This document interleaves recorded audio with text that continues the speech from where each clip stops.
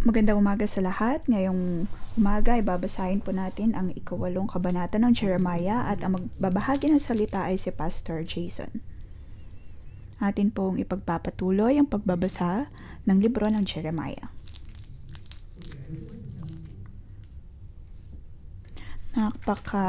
Sadyang napakahirap na aralin ang libro ng Jeremiah.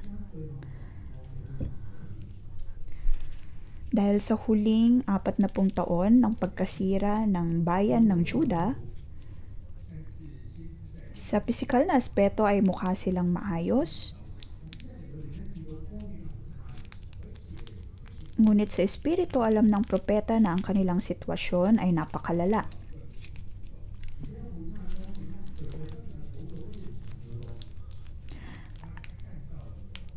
At ang propetang ito ay nagpatuloy sa kanyang pananalangin pagdating sa nakakapanlumong sitwasyon ng Juda.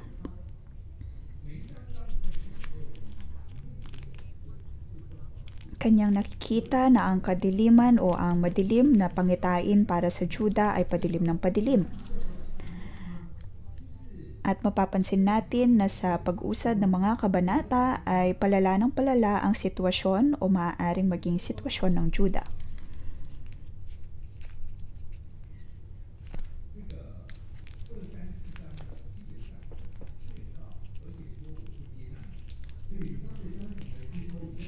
Sa chapter 2, 3 at 4, sinusubukang palakasin ng loob ng Juda na sila ay muling tatanggapin ng Diyos at yayakapin ng Panginoon. Ngunit sa chapter 5,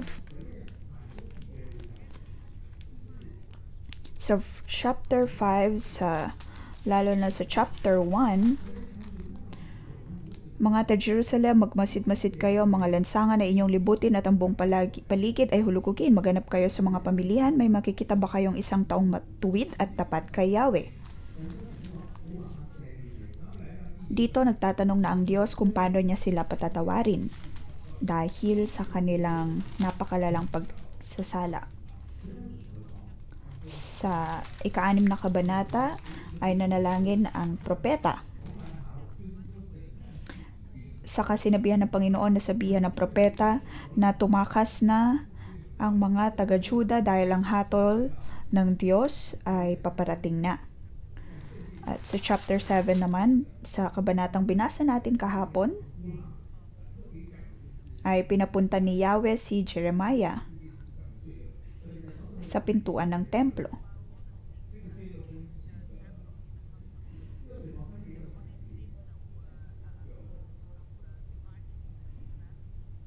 Ang kanilang mga pagkakasala ay may iba't ibang level.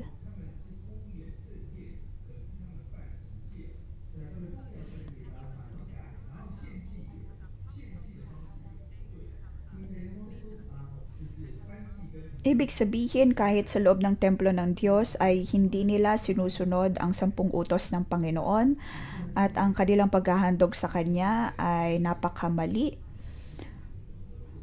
Sila ay naghahandog ng mga sinusunog na handog, ngunit hindi ito tama sa harap ng Panginoon.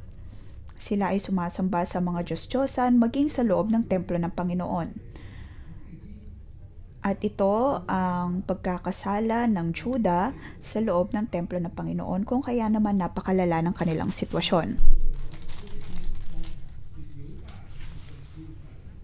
At kahapon ay nabanggit na ang templo ng Diyos ay magiging tulad ng isang disyerto.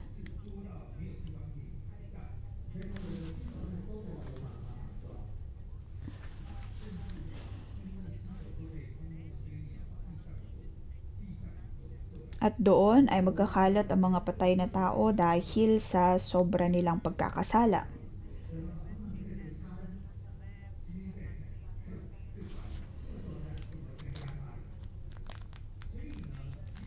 At ngayon sa chapter 8 ay mas lumala pa ang kanilang sitwasyon. Kaya nga sa espiritual na aspeto ay nakikita ni Jeremiah ang lahat ng mga pangyayaring ito.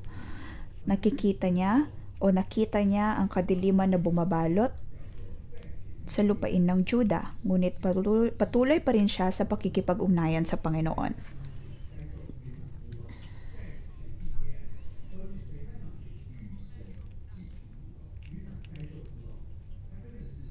Sa buong lupain ng kadiliman, magpatuloy sa pakikipag-ugnayan sa Diyos. Ito po ang pinakapunto ng kabanata ngayong umaga.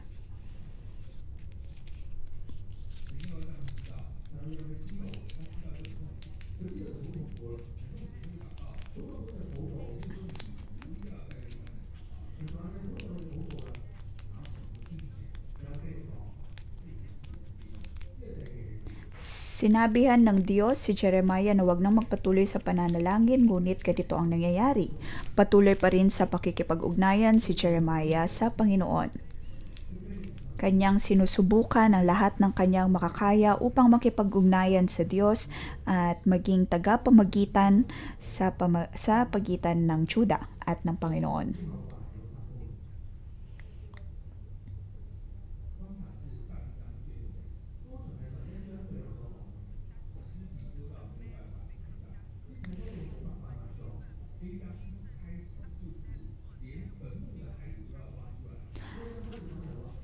Hanggang sa puntong iyon ay naroon ang hatol ng Diyos.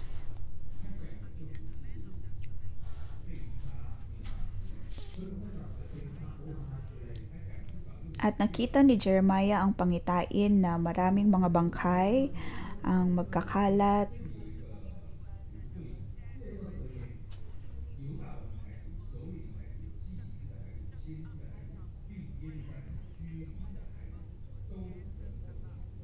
Sabi doon ng mga bangkay ay kakainin ng mga ibon at may ilap na hayop. At ang lupain ay magiging isang disyerto.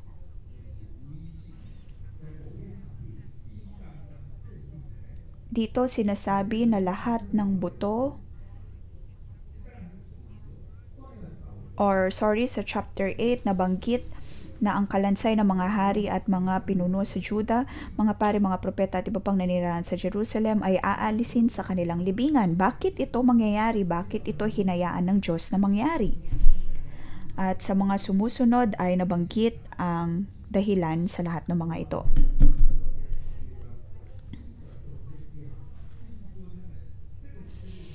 Sa verse 2, ibibilad ang mga ito sa liwanag ng araw, buwan at mga bituin na kanilang binahal, pinaglingkuran, sinunod, sinangguni at sinamba. Sa halip na tipunin at ibaon ang mga kalansay ay parang duming ikakalat sa lupa. Dahil ang mga tao noong araw ay sumamba sa mga Diyos-Diyosan, sa araw, buwan, bituin. At sinasabi ng Panginoon na dahil gustong-gusto ninyong sambahin ang mga bagay na ito, ang araw, ang buwan, ang mga bituin,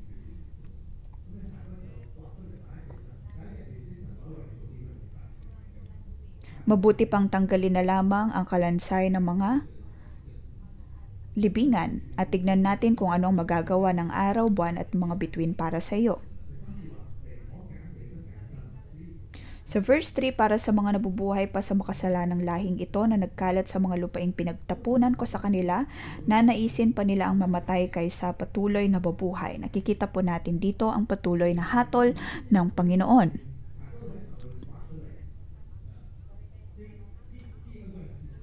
Ang mga nabubuhay ay namuhay sa hatol ng Diyos, ngunit hindi rin nakalampas dito ang mga namayapa na.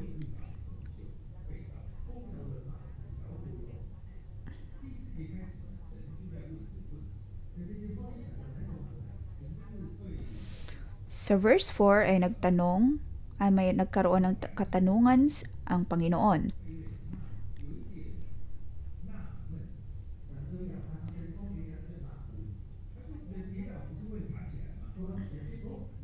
Sinabi niya dito, Jeremiah, akong si Yahweh ang nagsasalita sa aking bayan. Kapag nabuwal ba ang isang tao, hindi muli siyang babangon?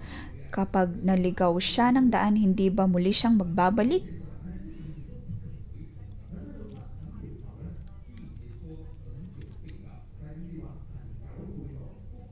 At sa verse 5, Bakit kayo lumalayo sa akin, ngunit hindi naman nagbabalik? Bakit hindi ninyo maiwan ang inyong mga Diyos-Diyosan at ayaw ninyong magbalik sa akin?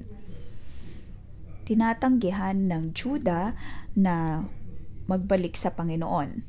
At sa verse 7, nalalaman ng ibong palipat-lipat ng tirahan ng bato-bato, ng langay-langayan at ng tagak kung kailan sila dapat lumipat at kung kailan dapat magbalik. Ngunit kayo na aking bayan, hindi ninyo nalalaman ang aking kautusan na dapat ninyong sundin. Ito ang pagtutulad na ginamit ng Panginoon, kung saan sinasabi niya na maging ang mga ibon ay marunong bumalik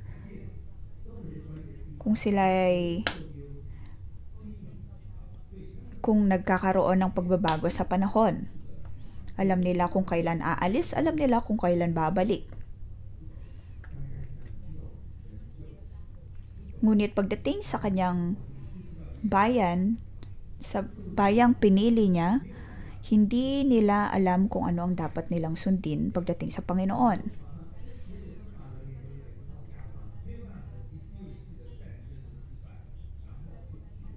Ibig sabihin, hindi nila maunawaan ang bawat leksyon sa bawat sitwasyon. Hindi sila nagising sa mga pagtuturo na isiwalat sa bawat laban na kanilang kinaharap.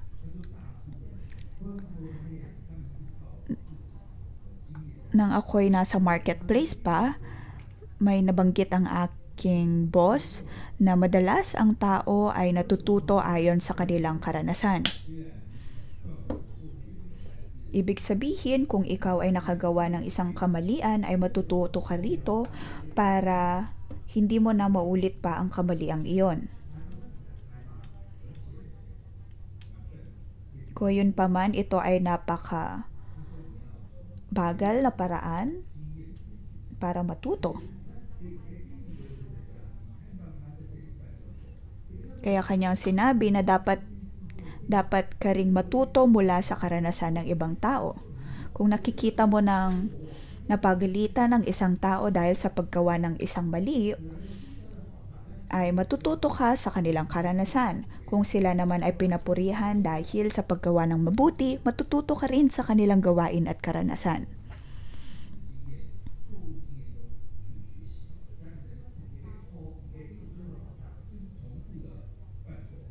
Pinaka nakakaawa ang mga taong hindi marunong matuto sa kanilang kamalian. Ngunit ito ang naging sitwasyon ng mga taga-Juda, ng mga Israelita. Hindi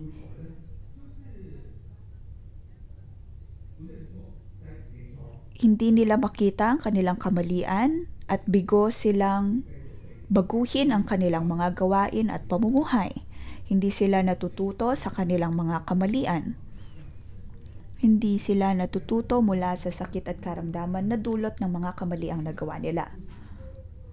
Kung kaya maging ang Panginoon ay nagkaroon ng ganitong pagtatanong at itinulad pa ang kanilang sitwasyon sa mga ibon.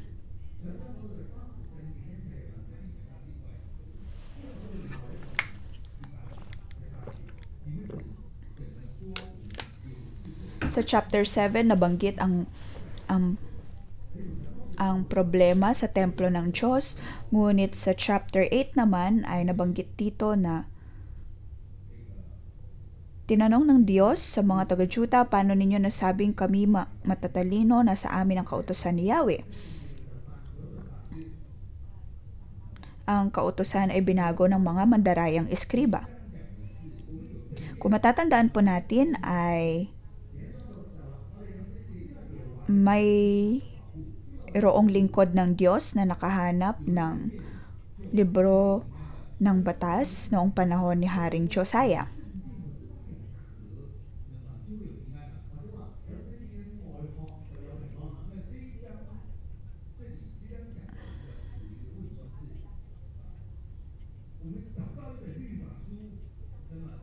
Sa pagpapalagay ng mga taga-Juda, dahil nasa kanila na ang libro ng batas at nagkaroon sila ng templo, nagkaroon ng mga pagtitipon para sa Panginoon, sa tingin nila ay napakabanal na nila at kanilang mararanasan ang kapayapaan. Gayunpaman, ang lahat ng ito ay nasa pisikal lamang na aspeto. At sinasabi nga dito na gayong nasa kanila na ang libro ng mga batas, ay patuloy pa rin sila sa hindi pakikinig at hindi pagsunod ng tama sa kalooban ng Diyos.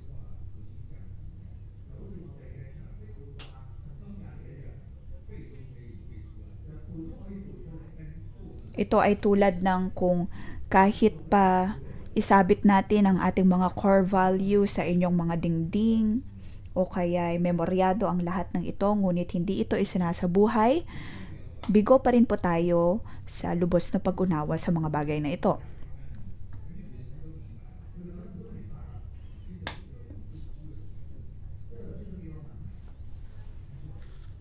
Maaring may mga nakatagpo po tayong tao na dapat sanang nakakaunawa ng core values natin, ngunit hindi pa rin nila ito maisabuhay.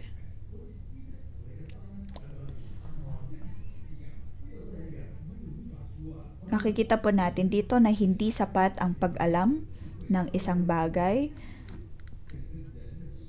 na hanggang kaisipan lamang.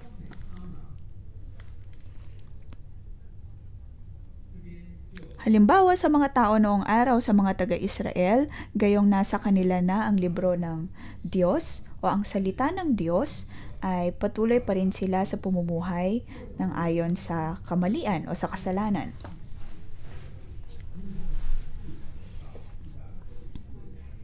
Nabanggit dito sa verse 10, ang lahat, dakila man o aba, ay gumagamit ng pandaraya upang yumaman, pati mga propeta at mga pari ay nandaraya. Sila ay nabubuhay ng may kasakiman. Kung matatandaan po natin, parte ng kautusan ng Diyos ang huwag maging sakim o huwag kainggitan ang pag-aari ng ibang tao. Gayunpaman, sinasabi po dito sa verse 10 na sa Israel ang lahat, dakila man o aba, ay gumagamit ng pandaraya upang yumaman, at ang salita ng Diyos ay walang epekto sa kanila.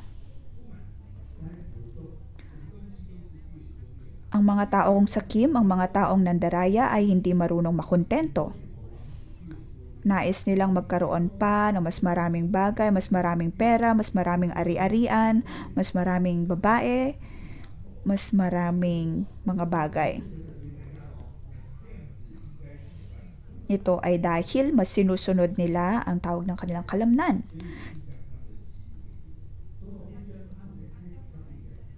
Kaya sabi sa verse 10, ibibigay ko sa iba ang kanilang mga asawa, ang kanilang bukid ay tatamnan ng ibang tao. Ibig sabihin, ang lahat ng bagay na mayroon sila o mayroon ang mga taong sakim, ang lahat ng ito ay mawawala sa kanila. Dahil kahit na totoong nasa kanila ang pisikal na salita ng Diyos, ngunit hindi nila ito binabasa, hindi nila ito isinasabuhay.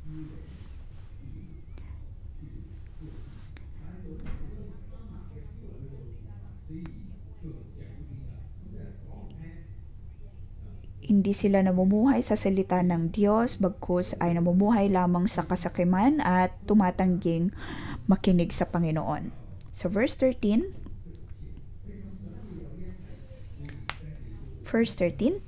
lipunin ko na ang aking bayan sapagkat ang katulad nila ay punong ubas na walang bunga o puno ng igos na walang pakinabang. Nalantana pati mga dahon, kaya tatanggapin nila ang bunga ng kanilang ginawa. Sa verse 14 naman, bakit tayo nakaupo at walang ginagawa?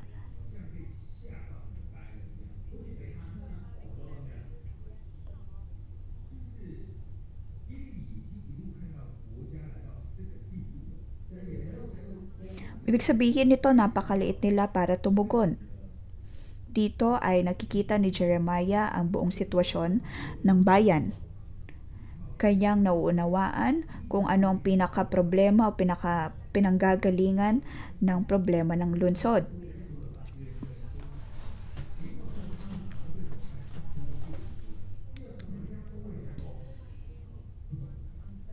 Ang hatol ng Diyos ay parating sa kanila. At sila'y nakaupo lamang at hindi tumutugon. Sila ay mga rebelde.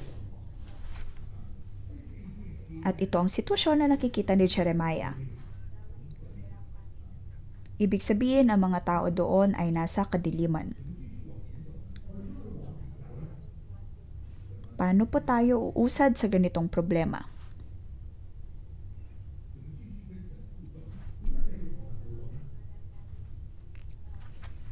Paano tayo makapagpapatuloy sa pakikipag-ugnayan sa Panginoon?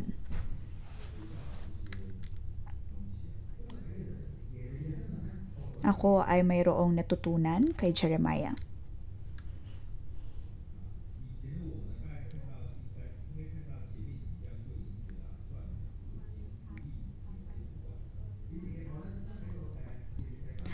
Noong nakaraan, sa tuwing inaaral ko ang salita ng Jeremiah, ay iilan lamang ang aking naaalala. Tulad ng kung paanong nagkakasala ang Israel at wala na silang ibang magawa kundi pakawalan sila. Ngunit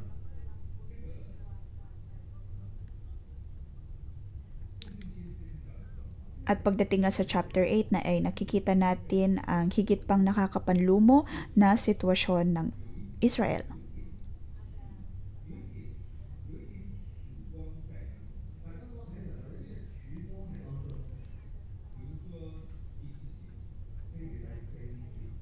At sa aking pagbabasa ng kabanatang ito, ay mayroon pa rin tayo makikitang kaunting pag-asa. Sabi sa verse 4, kapag nabuwal ang isang tao, hindi ba muli siyang bumabangon? Kapag naligaw siya ng daan, hindi ba muli siyang magbabalik? Ibig sabihin, ang Panginoon ay patuloy pa rin sa pakikipag-usap at pakikipag-ugnayan kay Jeremiah.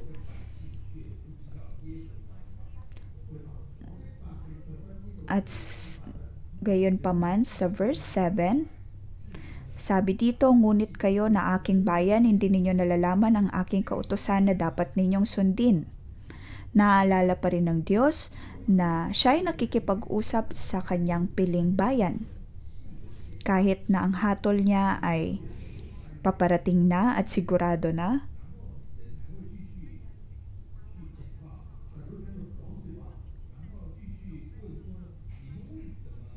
naroon pa rin ang pakikipag-usap ng Panginoon sa kanyang mga piniling tao.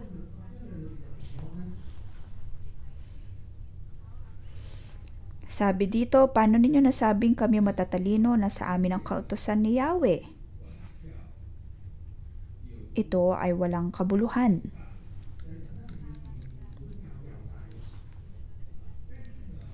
Ibig sabihin ay patuloy pa rin po sa pakikidisiplina ang Panginoon. Naroon pa rin ang ugnayan. Kung naroon pa rin ang ugnayan sa Panginoon, ibig sabihin ay mayroon pa rin pagkakataon na manumbalik sa Kanya. Ito ay nangangahulugan na hindi tuluyang sinusukuan ng Diyos ang Kanyang mga piniling tao. Ibig sabihin, kahit pagano kalala ang isang sitwasyon, ay naroon ang oportunidad o kaya ay pagkakataon na patuloy na makipag-ugnayan sa Kanya. At naroon pa rin ang Kanyang habag at biyaya, handang tanggapin tayong muli.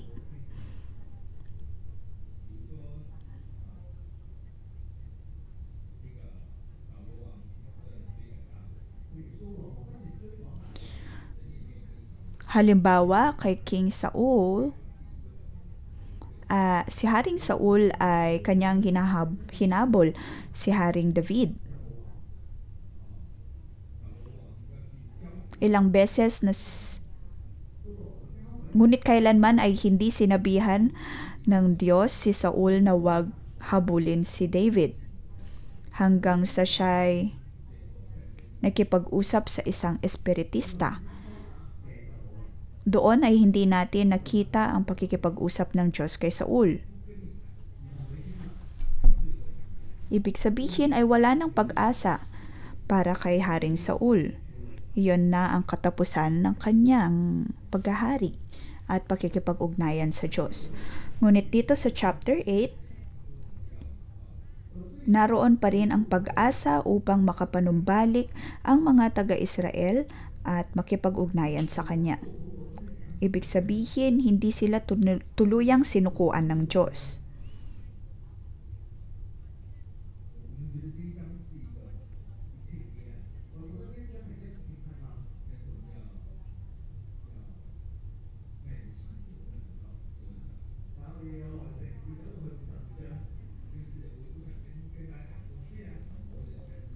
Kailangan po nating magkaroon ng pasensya sa pag-aaral ng librong ito.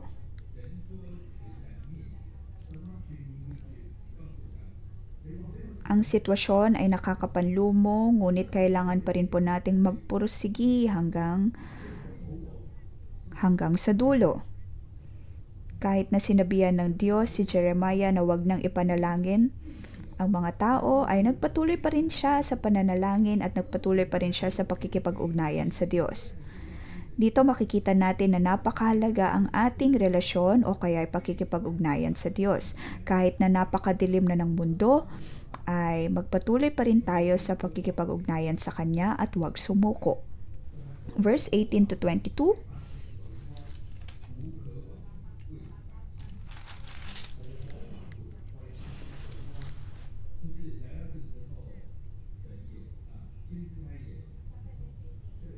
Dito walang ibang paraan upang isalba ang mga taga-Israel.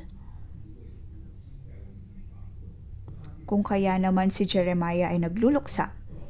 Verse 18, hindi mapapawi ang nadarama kong kalungkutan, nagdurugo ang aking puso. Pakinggan ninyo, naririnig ko ang iyakan ng buong bayan. Wala na ba si Zion? Sa Zion si Yahweh, wala na ba roon ang hari ng Zion? At sumagot si Yahweh.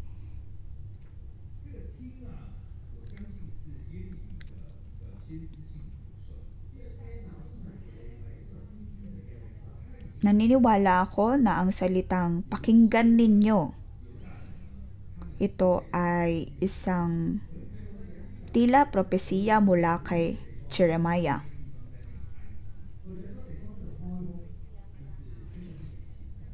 Dahil kanyang nakikita na ang mga Hudyo ay madadakip, kung kaya ang mga tao ay umiiyak at nagnanangis.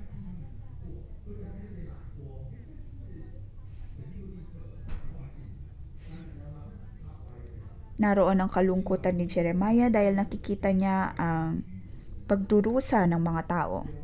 Sa verse 19, bakit ninyo ako ginagalit? Bakit kayo sumasamba sa mga Diyos-Diyosan na hindi ninyo kilala at wala namang kabuluhan? Ibig sabihin, sa isang banda ay napakalungkot o naroon ang kalungkutan ni Jeremiah para sa mga tao, o ang Diyos ay malungkot para sa kanyang mga tao, ngunit sa isang banda din ay sinusubukan niya pa rin makipag-ugnayan sa kanila. At sa verse 20, dumaan na ang tag-araw, tapos na rin ang anihan, ngunit hindi pa kami naliligtas.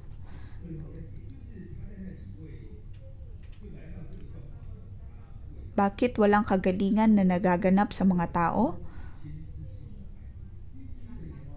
Ibig sabihin, sa sitwasyong nakakapanlumo na mayroon ang mga Hudyo, ay nagluluksa ang propeta para sa kanila. Siya ay nagluluksa kung bakit wala pa ring kagalingan ang nangyayari sa kanilang bayan. Naniniwala ako na napakahirap ang maging isang propeta at isang tagapanalangin.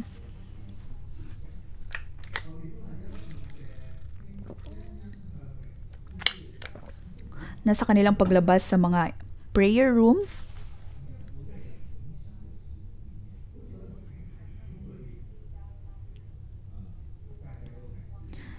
makikita natin ang mga propetang ito at mga tagapanalangin ay nakikita nila kung ano ang malalang sitwasyon ng isang bagay.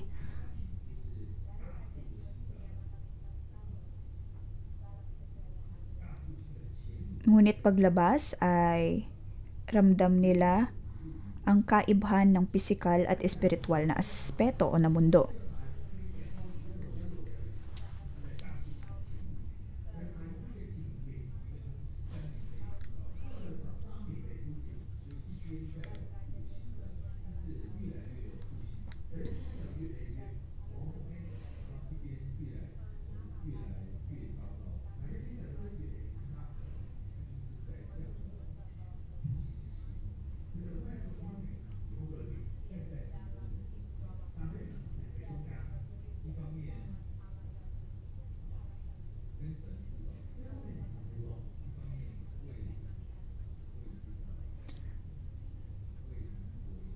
Si Jeremiah ay nakakakita ng ibang bagay kung kaya kanyang ipinapanalangin ang Juda.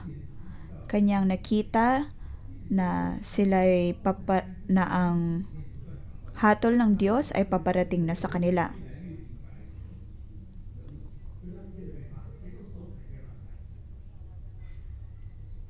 At sa lahat ng ito ay patuloy siya sa pananalangin at sa paghahanap ng pinakadahilan ng mga problemang ito.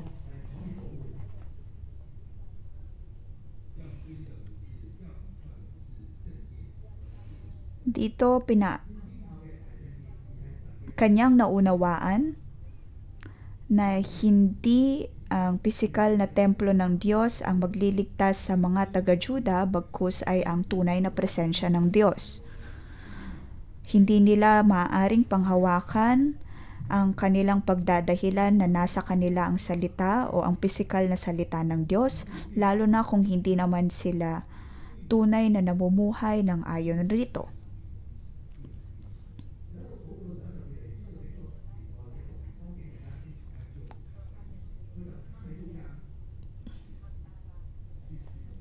Para kay Jeremiah, sa kanyang patuloy na pananalangin ay mas nauunawaan niya kung ano ang problema ng Juda. At dito ay patuloy pa rin siya sa pananalangin at pakikipag-ugnayan bilang tagapamagitan ng Juda at ng Panginoon.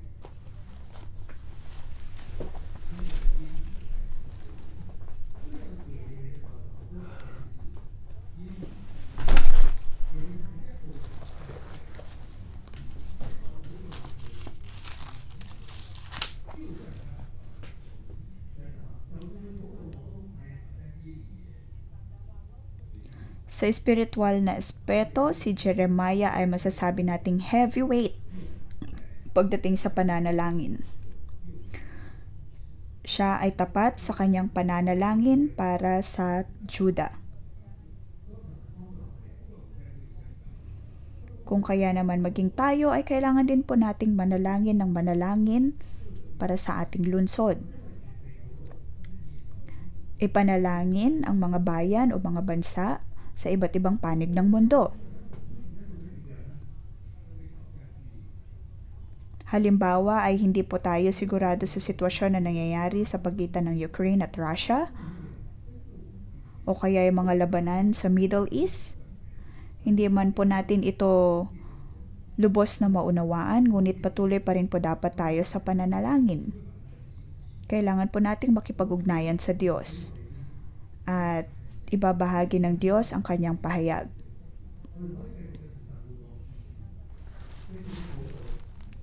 Ang Diyos ay handang makipag-ugnayan sa atin, kaya dapat tayong patuloy sa pananalangin. Tayo po ay tumayo, tayo po ay manalangin at magpuri sa Diyos. Walang katulad ang Diyos.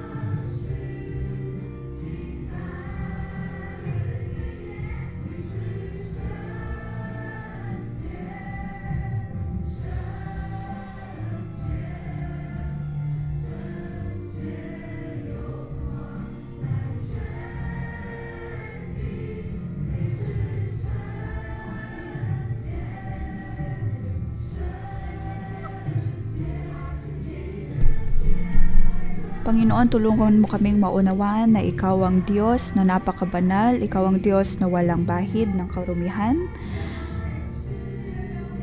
Kung kaya ngayon, O Diyos, ay dapat din kaming mabuhay sa kabanalan upang makadulog sa iyong trono ng biyaya. Purihin ka dahil Ikaw ang Diyos ng kabanalan. Naway magdiwanag ka sa aming buhay. Panginoon, kami ay nagpapasalamat sa iyo, kami ay nagpupuri sa iyo. Amen.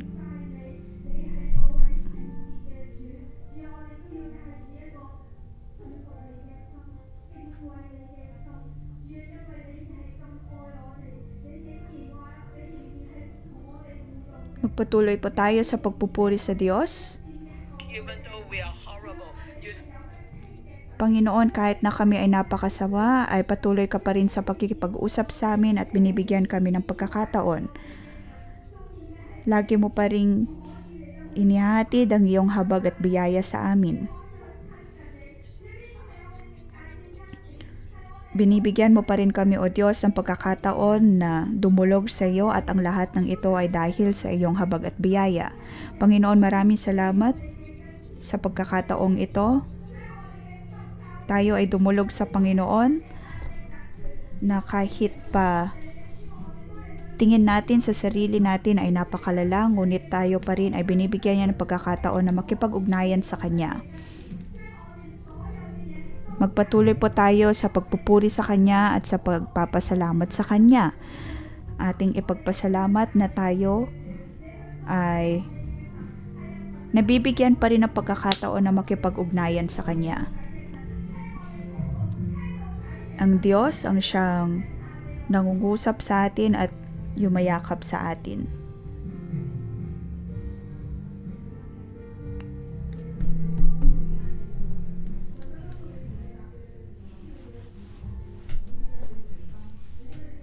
Panginoon, maraming salamat dahil Ikaw ang Diyos na ng pangako. At sa iyong pangako ay iyong sinasabi na kami iyong patuloy na mamahalin at bibigyan ng habag at biyaya. Kahit na kami ay nakagawa ng mga mali, ngunit hindi mo kami kinalimutan, hindi iniwan, at bagkus ay patuloy na minamahal. Panginoon, Ikaw ay napakabuti.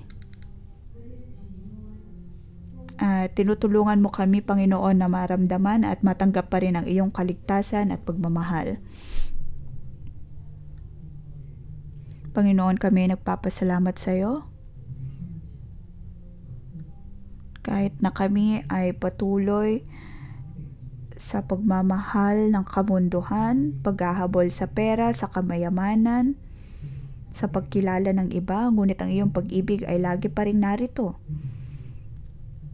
Ang iyong pag-ibig ay pangwalang hanggan.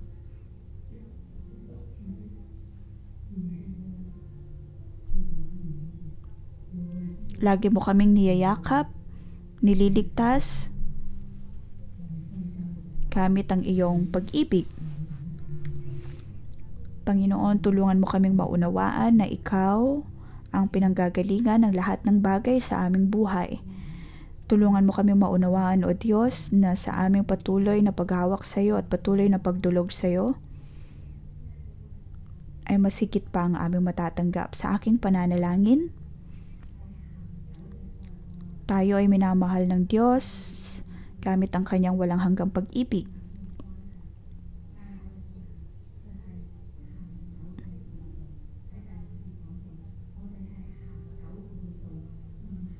Tayo ay lagi niyang minamahal.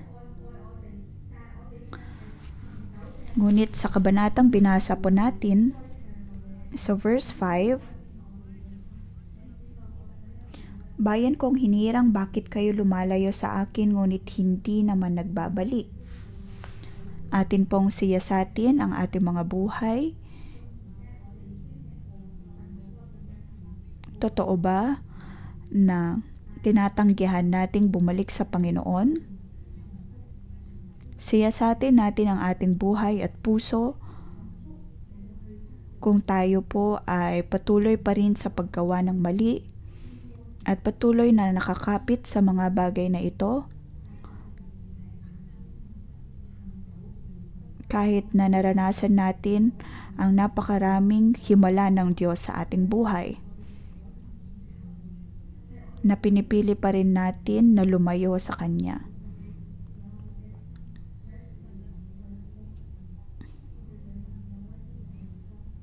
Naway magliwanag ang pag-ibig ng Diyos sa ating buhay.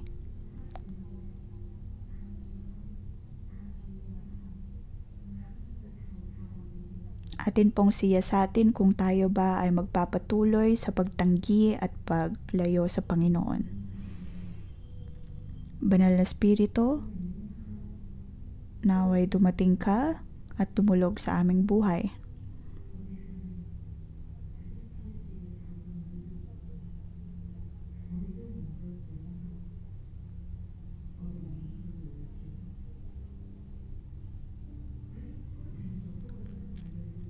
Bigo po ba tayong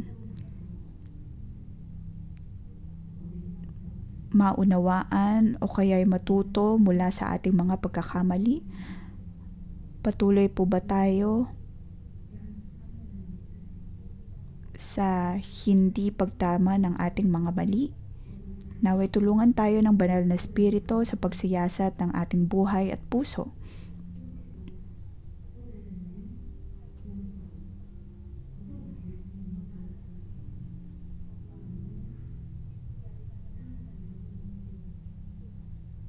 Panginoon, ipakita mo sa amin ang katigasan ng aming mga ulo.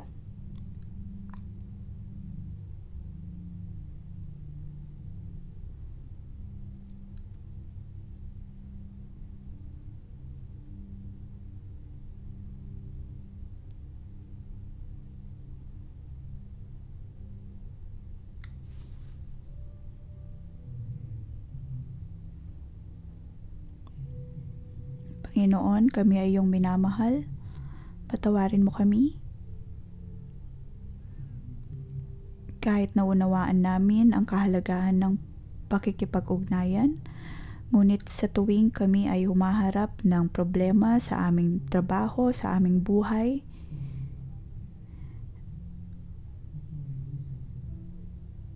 ay mas binibigyan naming halaga kung ano ang nais naming gawin, ang daming pagtatrabaho, at pinipilit lamang namin kung ano ang nais namin. Imbes na pahalagahan ang ugnayan na iyong binibigay sa amin.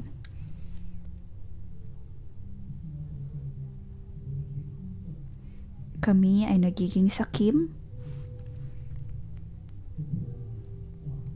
Kaya ngayon, O Diyos, sa simbahan man, sa trabaho, sa aming ministry, ay naroon pa rin ang hindi maayos na ugnayan dahil sa aming pagiging sakim.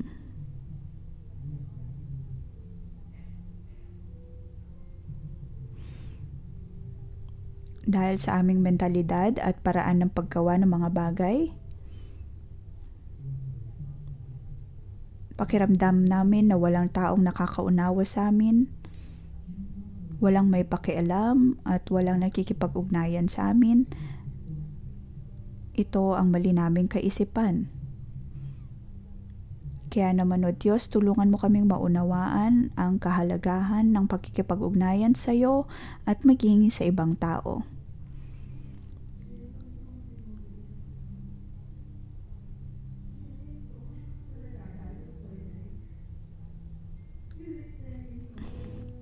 Panginoon, ipakita mo sa amin ang mga aspeto ng aming buhay kung saan kami ay labis na nagkasala sa iyo. Patawarin mo, O Diyos, ang katigasan ng aming ulo. Dahil sa mga pagkakataon na nakikinig lamang kami sa nais namin at bigo kaming pakinggan ang payo ng ibang tao, ng aming mga cell leader, at lagi naming iniisip na hindi lamang kami nauunawaan ng ibang tao. Na maging sa mga pagkakataon na kinakuusap kami ng aming otoridad ay sinasabi namin na hindi lamang nila kami nauunawaan. na sa tuwing may taong nagsasabi ng katotohanan sa amin, ito'y tila pag-atake sa amin. Agad naming dedepensahan ang aming sarili, saka makikipag-away. Dahil mas pinapahalagan namin ang aming sarili, ang aming reputasyon, imbes na pahalagahan ang Diyos.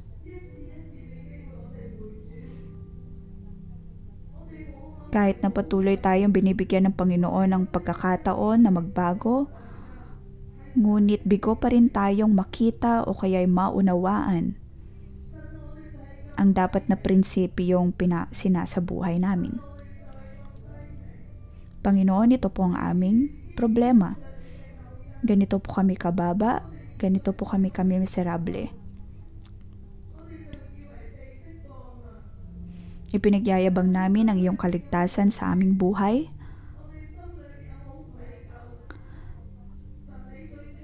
Ngunit sa realidad ay bigo kaming manumbalik sa iyo. Maaring sa pisikal na aspeto ay tila kami tapat sa iyo, kami nagbabasa ng iyong mga salita, ngunit sa totoo lamang ay napakatigas ng aming mga ulo at hindi kami nakikinig. At ang aming paghingi ng tawad ay hindi totoo. Hindi malalim.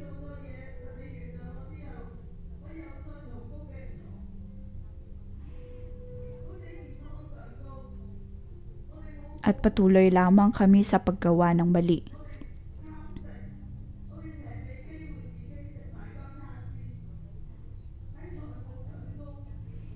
Halimbawa, tayo ay sakim pagdating sa pagkain, kaya patuloy tayo sa pagkain ng pagkain, o kaya pagdating sa pera naman, ay bigo po tayong isaayos ang ating paggastos ng pera.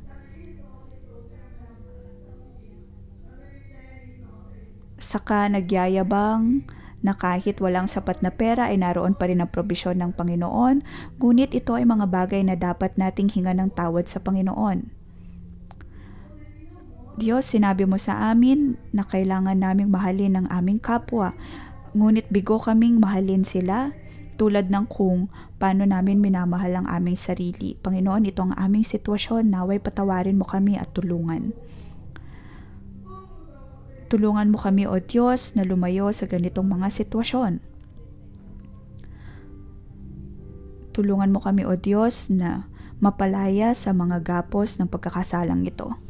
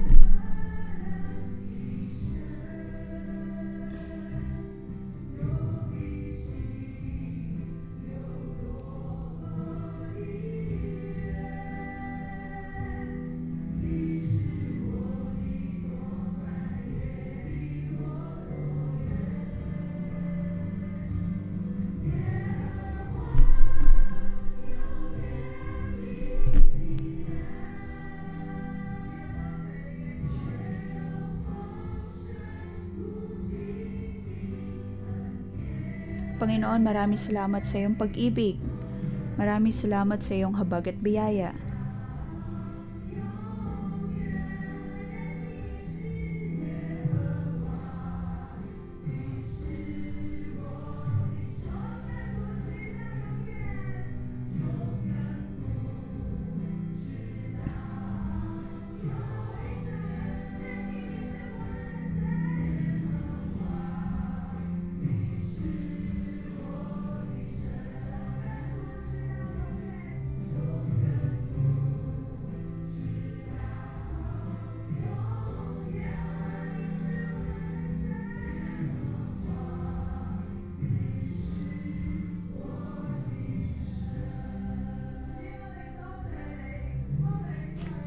Panginoon, kami nagpapasalamat sa iyo. Maraming salamat sa Diyos sa iyong mga salita.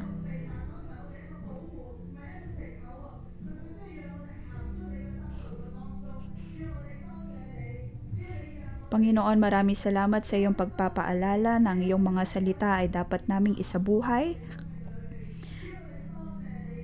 Maraming salamat, O Diyos, sa iyong mga sariwang salita na patuloy naming natatanggap at naway mapabago nito ang aming buhay. Panginoon, tulungan mo kami na matanggap ang iyong salita, ang mana araw-araw, upang hindi lamang namin pangahawakan ang iyong mga salita sa pisikal na aspeto, bagkus ay isabuhay ito upang kami makapasok sa tunay na ugnayan sa iyo.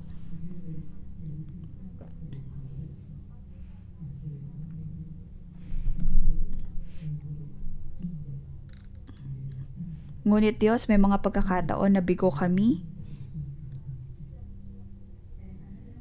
sa bumuhay, kaya tulungan mo kami, O Diyos, sa pag-unawa ng iyong mga salita. Ngayon ay aming tinatawagan ng bawat isa na magkaroon ng tunay na ugnayan sa Diyos, na hindi lamang tayo gagawa ng mga bagay sa superficial na paraan, at sa atin nga pong pananalangin at pag-aayuno, naway magpatuloy tayo sa pakikipag-ugnayan sa Diyos.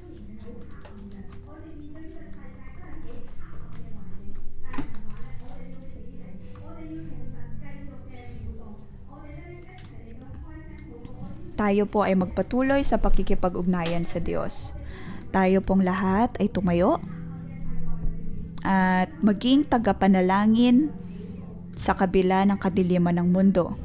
Atin pong ipanalangin ang henerasyon na ito. Tayo po ay patuloy na makipag-ugnayan sa Diyos at patuloy na makipag-ugnayan sa Kanya. Ipanalangin ang ating mga sarili upang tayo po ay magkaroon ng malakas na pananampalataya sa Kanya, na maging sa kabila ng kadiliman ng mundo ay makakapagpatuloy pa rin po tayo sa ating paglakad kasama ang Diyos. At naway makita ng bawat isa ang presensya ng Panginoon sa ating buhay.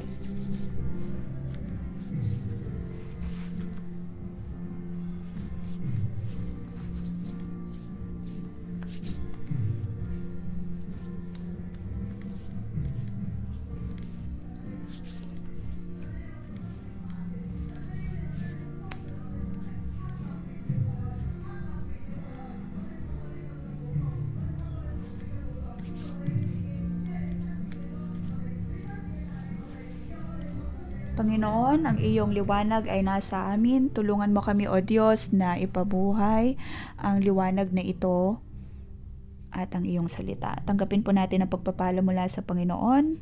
Sa ngalan ni Jesus ay aking pinagpapala ang bawat isa, maging ang aking sarili. Panginoon, tulungan mo kami sa patuloy na makikipag-ugnayan sa Diyos.